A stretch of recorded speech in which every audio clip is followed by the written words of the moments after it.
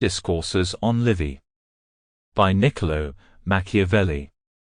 Translated by Harvey C. Mansfield and Nathan Tarcov. Published by the University of Chicago Press. Introduction. In this introduction, we offer a quick tour through Machiavelli's Discourses on Livy. We shall mark the 4-star attractions that tourists will want to visit repeatedly and wish to remember. The great Machiavellian themes of politics, morality, fortune, necessity, and religion will be set forth, together with the controversies they have touched off. For Machiavelli, to say the least, did not write in such a mode as to prevent dispute about what he said. We consider the fact that Machiavelli wrote at the same time 2 very different books on the whole of politics, The Prince and the Discourses. We provide a brief appraisal of the latter's scholarly reputation today, as the first source of classical republicanism, as the recollection of ancient liberty that calls us to venture from the settled and secure realm of property and self-interest. And we present Machiavelli himself, not a disengaged philosopher but the instigator in the schemes he advised, an actor in his own enterprise of bringing new modes and orders for the common benefit of everyone.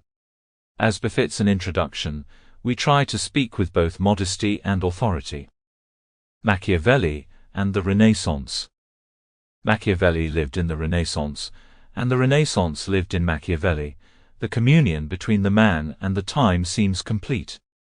Jacob Burckhardt, the 19th-century historian who established our idea of the Renaissance, and who despite new discoveries still reigns over it, gave Machiavelli the greatest prominence in that period, and allowed him to define its politics in the section of his famous book, The Civilization of the Renaissance in Italy, titled The State as a Work of Art. The Renaissance is a rebirth, the rebirth of the classical times of ancient Greece and Rome.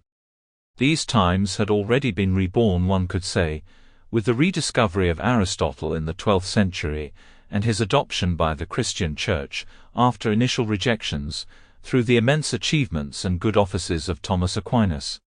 It is not customary to consider the work of the scholastics as a renaissance, however, because the distinction between human reason and divine law, required for the adoption of the pagan Aristotle into Christian learning, did not liberate human beings from the tutelage of the Church. Even more wayward souls such as Dante or Marsilius of Padua in the early 14th century did not take this step. They remained within the broad ambit of scholasticism and stayed true to Aristotle. In Italy, later in the 14th century, Petrarch led a change in the direction of greater. Sample complete. Ready to continue?